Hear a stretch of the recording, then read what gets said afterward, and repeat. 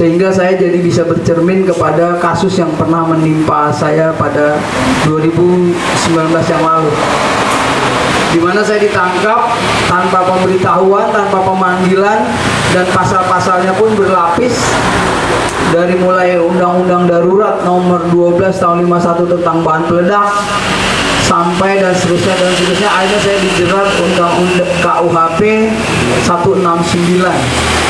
Itu pun sudah berjalan setelah 5 bulan proses penahanan, 4 bulan di Polda Metro Jaya dan setelah 1 bulan di Lapas Pemuda Buatan Belanda di Kota Tangerang.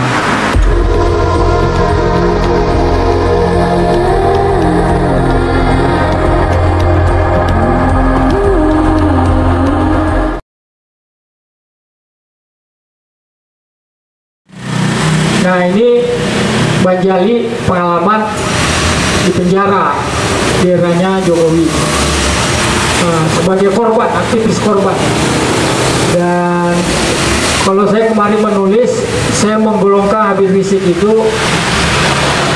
mewakili representasi aktivis progresif kanan konservatif. Nah, mungkin Bang Jali barangkali bisa bercerita soal itu, karena yang banyak ditangkap sekarang ini yang ke kanan-kanangan gitu loh, ya kan. Saganda kan ngomong bela-bela Habib Rizik, tangkap, ya kan. Jumhur bela kemarin 02, ya kan, ditangkap. Nah, ini Bang Jali bisa menjelaskan barangkali, memberikan perspektif situasi yang dihadapi orang-orang kayak Bang Jali gitu. Saya persilahkan Bang Jali. Baik. Ya, terima kasih Bang Lapok. Assalamualaikum warahmatullahi wabarakatuh. Yang saya hormati para senior kita, Pak Indrajit, Pak Adian, dan Bang Isti yang sudah hadir dan berkenan memberikan pencerahan kepada kita semua tentang demokrasi yang unik ya. Saya bahkan menyebutnya 2019 ini adalah demokrasi hitam.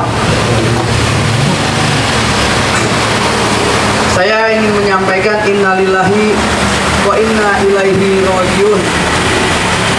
Ada 4 peristiwa duka yang paling mendalam buat bangsa kita pasca pemilihan umum 2019. Yang pertama, saya masih melihat ada efek dari pemilu 2019. Sering saya menyebutnya bahwa ini adalah sebuah residu pemilu. Ini kita masih tetap berduka. Yang kedua, yaitu maraknya tindakan-tindakan koruptif, bahkan terbuka dan sangat besar, serta dilakukan oleh pejabat negara, baik itu korupsi bansos serta korupsi anggaran pembangunan negara yang menggunakan uang negara, tentunya harusnya berorientasi pada kepentingan rakyat. Dan yang tidak kalah penting, yang ketiga itu adalah fenomena dunia COVID. Kita bersedih sekali karena COVID sampai hari ini masih berlangsung di seluruh dunia, khususnya di Indonesia. Nah, terakhir di akhir tahun 2020 ini sangat menarik buat para pejuang muslim khususnya, dengan tragedi berdarah ditembaknya 6 syuhada Laskar FPI tanpa sebuah proses peradilan. Yang terakhir, yang paling menyayat umat Islam dan bangsa Indonesia umumnya, yaitu ditangkapnya seorang ulama, dalam hal ini Imam Besar Habib Rizik Syihab. Saya banyak mengikuti, menyimak, membaca, dan melihat di beberapa stasiun televisi. Ini satu hal yang sangat memilukan ya, sehingga saya jadi bisa bercermin kepada kasus yang pernah menimpa saya pada 2019 yang lalu, di mana saya ditangkap tanpa pemberitahuan, tanpa pemanggilan, dan pasal-pasalnya pun berlapis, dari mulai Undang-Undang Darurat nomor 12 tahun 51 tentang bahan peledak sampai dan seterusnya. Akhirnya saya dijerat undang-undang KUHP 169. Itu pun sudah berjalan setelah 5 bulan proses penahanan, 4 bulan di Polda Metro Jaya dan setelah 1 bulan di Lapas Pemuda Buatan Belanda di Kota Tangerang. Nah, yang paling menyesakkan dada adalah kita semua dididik, disekolahkan sejak SD itu. Saya kadang juga jadi berpikir dan merenung, apakah Bang Jali Pitung yang salah menafsirkan atau guru SD saya nih yang salah mengajarkan peribahasa. Dulu kita punya peribahasa, berani karena benar, takut karena salah. Betul ya Bang Lapong ya? Nah sekarang orang benar itu justru takut berbicara. Maka sering saya mengatakan kepada teman-teman aktivis, jangan pernah berhenti untuk menyuarakan kebenaran. Allahu Akbar. Allahu Akbar. Karena apapun itu kebenaran akan tetap menang. Cuma mungkin waktu dan fase-fasenya yang harus diikuti sesuai dengan perjalanan waktu. Seperti bagaimana senior kita bilang tadi Bang Isti, beliau berjuang sebagai aktivis dari mulai Orde Baru, kemudian sampai Orde Reformasi. Nah, Orde Reformasi diharapkan demokrasi ini bisa berjalan dengan baik, berjalan secara hakiki, secara esensial. Maka saya mendukung apa yang dikatakan Bang Isti tadi, bahwa demokrasi saat ini adalah demokrasi yang konspiratif. Bahkan saya lebih ekstrim menyebutnya ini hanya demokrasi hanya basa-basi. Jadi secara esensial demokrasi kita ya nyaris tidak ada. Contoh misalnya pemilu adalah salah satu gerbang bagaimana masyarakat menyalurkan aspirasinya, suaranya melalui pintu yang disebut pemilihan umum. Nah ini adalah salah satu implementasi dari sistem demokrasi. Tapi apa yang kita lihat, apa yang kita capai dan apa yang kita rasakan dan kita lihat saat ini adalah ya seperti itu. Maka dari itu saya bersama teman-teman melalui organ taktis pada saat itu berusaha untuk melakukan gugatan-gugatan terhadap dugaan pemilu curang.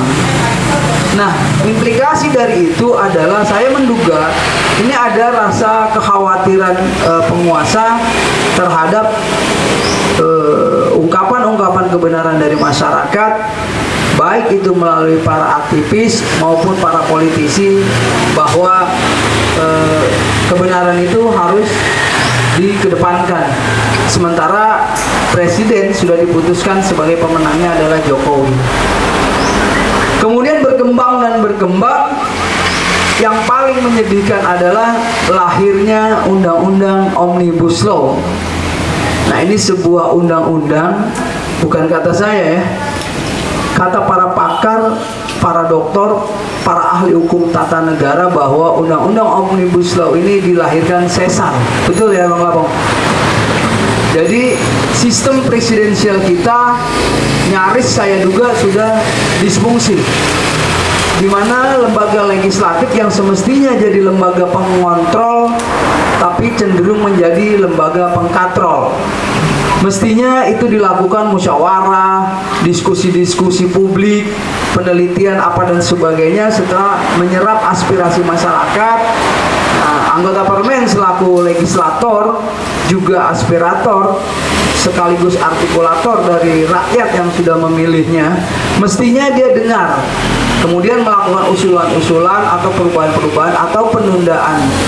Nah, menyimak apa yang sudah dibacakan di beberapa media yang dituangkan, saya melihat Omnibus Law ini sebuah pengkhianatan terhadap cita-cita proklamasi, di mana proklamasi itu bercita-cita mensejahterakan rakyat menuju masyarakat yang adil dan makmur sesuai dengan sila yang kelima.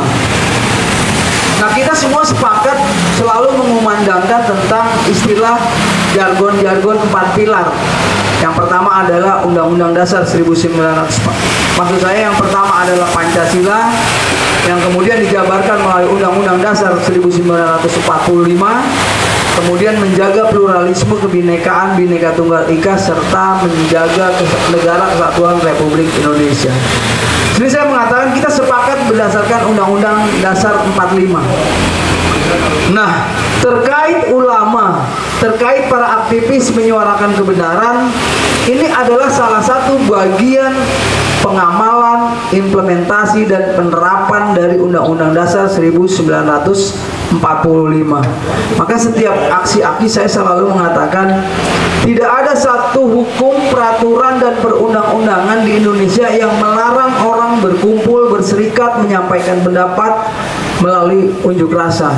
Akan tetapi ada celah-celah lain yang dapat digunakan untuk menjerat saya, yaitu itulah nasib saya pada tanggal 10 Oktober 2019 saya ditangkap tanpa dasar hukum yang saya ketahui awalnya. Nah, kemudian yang lebih menarik dan menyakitkan serta menyedihkan saat ini adalah kita sejak kecil, baik itu muslim, non-muslim, atau apapun agamanya, saya berpikir tokoh agama itu adalah orang yang harus dihormati. Baik dia ulama, pastor, pendeta, dan sebagainya, itu adalah tokoh panutan. Nah, kami sebagai muslim sangat merasa sedih, kecewa ketika ulama kita di penjara. Terlepas dari itu salah atau benar, proses hukum ini kan sedang berjalan. Saya tidak mau menjustifikasi apakah Habib Rizik ini salah atau tidak, tapi paling tidak secara prosedural masyarakat Indonesia sudah dibelalakan matanya dengan berbagai fenomena-fenomena, bagaimana data-data dan bukti-bukti serta berita-berita yang ada. Mulai dari peristiwa kerumunan, kemudian tuduhan penghasutan 160 dan sebagainya, ini terus bergelombang dan saat ini masih berproses di Pengadilan Negeri Jakarta Selatan dalam agenda pra-peradilan. Mudah-mudahan juga hakim bisa masih memiliki nurani yang sempurna, yang objektif, transparan, dan bisa memberikan dan menunjukkan bahwa benar itu benar, salah itu salah. Artinya sebagai negara yang menjunjung tinggi nilai-nilai Pancasila dan hukum, kita juga tidak menafikan apabila beliau salah ya kita terima. Tapi tentunya harus berdasarkan hukum. Nah, bagi kita para teman-teman aktivis, seakan-akan memang ini terbelenggu oleh peristiwa COVID-19. Maka saya juga dalam kesempatan ini mengusulkan kepada Bang Lapong sebagai bapak demonstran, kita boleh-boleh saja menurut saya. Kita menggelar aksi besar-besaran boleh menurut saya, karena memang tidak ada larangannya. Bukan kita mau membantah kebijakan pemerintah tentang prokes, tapi apabila itu masih memenuhi standar prokes, menurut saya tidak ada larangannya. Atau menyampaikan pendapat di muka umum melalui demonstrasi adalah hak konstitusional warga yang dilindungi oleh undang-undang, bahkan undang-undang dasar. Nah, terkait dengan apa yang hari ini kita bahas dengan tema, dengan judul The New Authoritarian State, negara otoriter baru. Betul kata Bang Isti tadi bahwa apa sih otoriter? Kemudian apa sih yang dilakukan pemerintah bisa disebut otoriter? Kita disuruh balik lagi ke kampus. Artinya buku itu udah kita telan ya.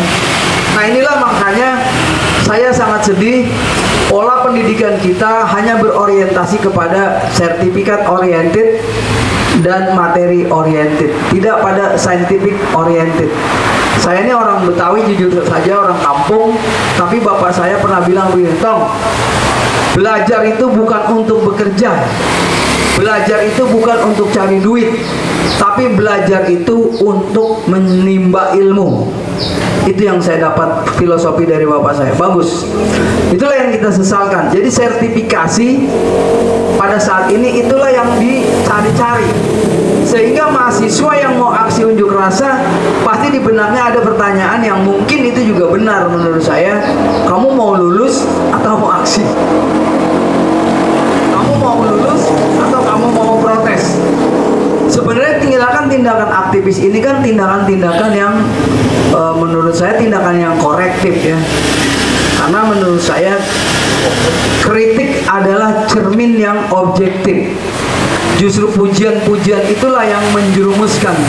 Contoh misalnya, suatu saat Jokowi bisa saja terjerat dengan berbagai persoalan yang selama ini dilakukan karena tidak adanya sistem kontrol, sistem koreksi dan korektif dari, mohon maaf, saya menyebutnya ini para anggota parlemen kita yang seharusnya menyuarakan suara rakyat.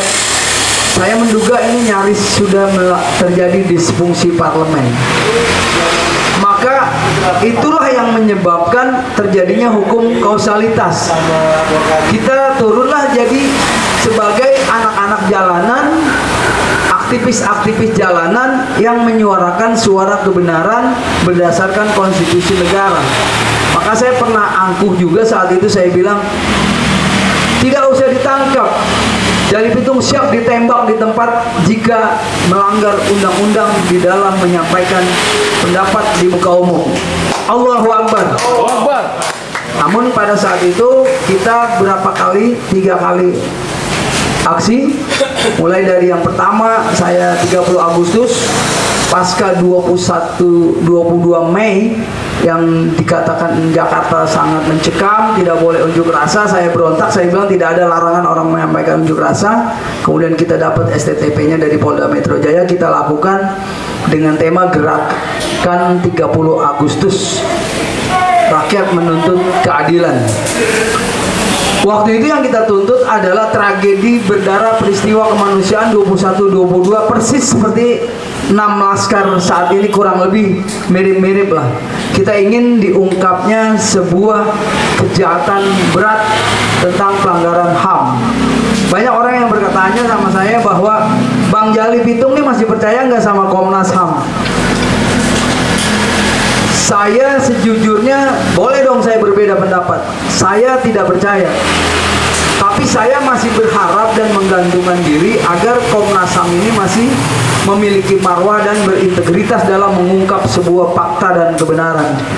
Namun belajar dari peristiwa 21-22 yang sampai saat ini juga masih nguap, ya akhirnya semua masyarakat bisa menilai bagaimana kinerja Komnas HAM nanti ke depan. Nah, kita dari sisi aktivis ini memang hanya sebatas bersuara saja.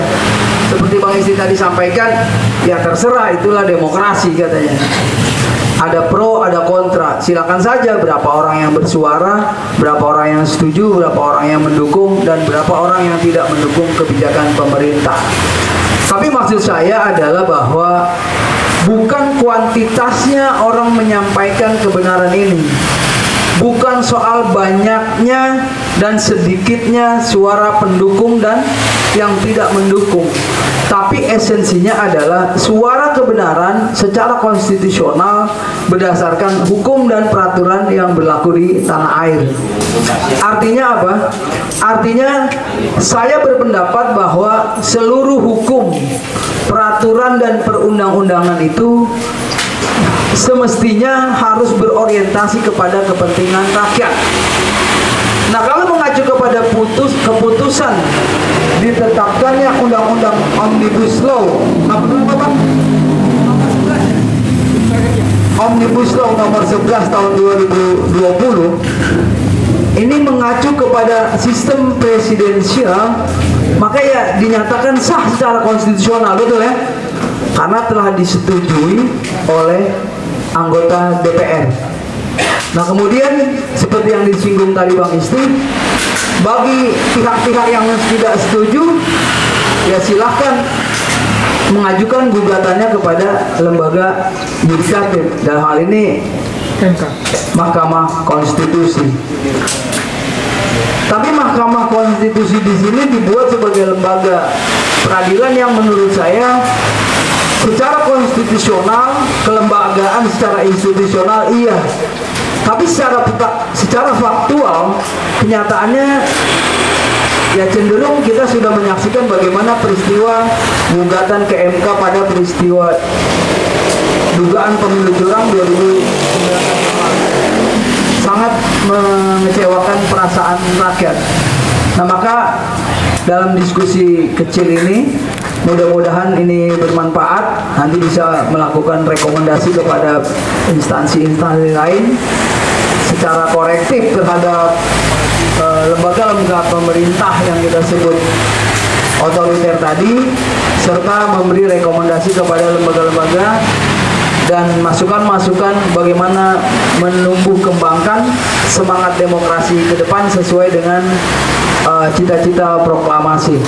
Maka seperti yang Bang Lapong tadi sampaikan juga, bahwa beliau mengatakan saya ini nggak suka sesuai dengan demokrasi. Sebenarnya saya bukan tidak suka juga dengan demokrasi. Inilah demokrasi yang kita agung-agungkan. Inilah demokrasi yang kita gaung-gaungkan. Mungkin keinginan mendudukan demokrasi sebagai satu-satunya cara untuk mengambil keputusan dalam berbangsa dan bernegara ini adalah baik, itu kita apresiasi. Tapi pada faktanya, kenyataannya masyarakat kita ternyata belum siap berdemokrasi secara totalitas, berdemokrasi secara hakiki. Contoh misalnya di dalam pilkada, pemilu dan pilpres, yang dimaksud demokrasi yang hakiki adalah bagaimana suara-suara rakyat itu bisa ditampung, dihimpun, dihitung secara baik dan benar serta jurdil, dan itulah keputusannya. Kemudian pelaksanaannya juga baik perundang-undangannya, misalnya seperti Undang-Undang Nomor 7 tahun 2017 tentang pemilihan umum. Ini juga kan sebuah undang-undang yang jujur saya katakan banci. Kenapa banci? Karena di dalam Undang-Undang Nomor 7 tahun 2017 tentang pemilu itu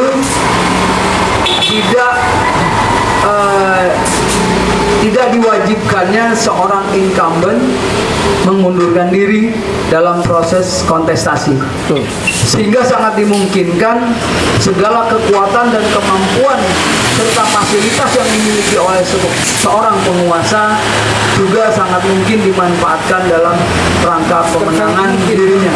Nah, itulah kenapa saya bilang Undang-Undang 2017 Nomor 7 2017 tentang pemilu itu undang-undang yang banci.